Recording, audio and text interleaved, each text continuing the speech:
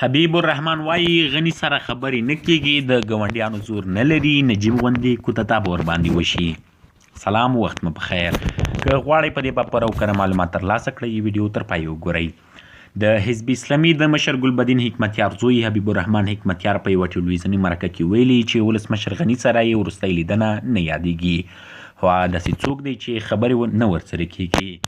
له دې سره حبیب الرحمن د پلار وروستۍ څرګندونې بې غلط تعبیر شوي ګڼي او وایي چې دوی د جګړې لیکو ته د بیا ستنېدو اعلان نه دی کړی او نه د ټکل لري.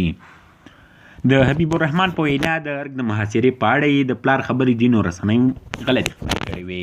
دا ټینګار لري چې په سوله ییز ډول د خپلو حقونو د ترلاسه کولو او پلار سره یې د سولې تړون د ژمنو تطبیق لپاره کار کوي.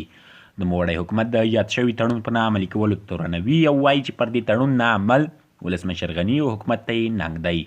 د په باور په یاد شوي تړون کې د دوی تېروتنه دا وه چې د کوم بهرني یا نړیوال منځګړي له ګډون پرته یې ولسمشر غني سره تړون لاسلیک کړ او اوس یې د تړون اجرایوي ضمانت نه لیدل کېږي. د حبیب الرحمن په وینا حکومت هغه عادي رتبه هم له ماموریته ګوښه کوي چې د حکمتیار پلویتوب کوي.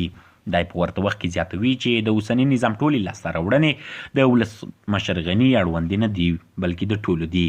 ولسمشر غني ځان ته منسوبوي او د مدافع په بڼه یې د سولې د هڅو خنډ کېږي. له دې سره د حکمتیار زوی خبرداری ورکوي چې د ولسمشر غني حکومت به د ډاکټر نجیب د حکومت په شان له منځه وپاشل شي او کوتتا ورباندې وشي. په دې مرکه کې نوموړی له ګاونډیانو سره د ښو اړیکو په لرلو ټینګار کوي او وایي چې موږ د ګاونډیانو د مقابلې زور نه لرو، باید ښې اړیکې ورسره وپالو. د مشخصه نه کړه چې ګاونډیانو نه هدف کوم هیواد دی، خو ګمان کېږي چې موخه به یې پاکستان وي. دغه هیواد سره حزب اسلامي ژورې اړیکې لري او ویل کېږي چې مشر یې حکمتیار کابل ته راتلو نه مخکې هملته پټ شوی و.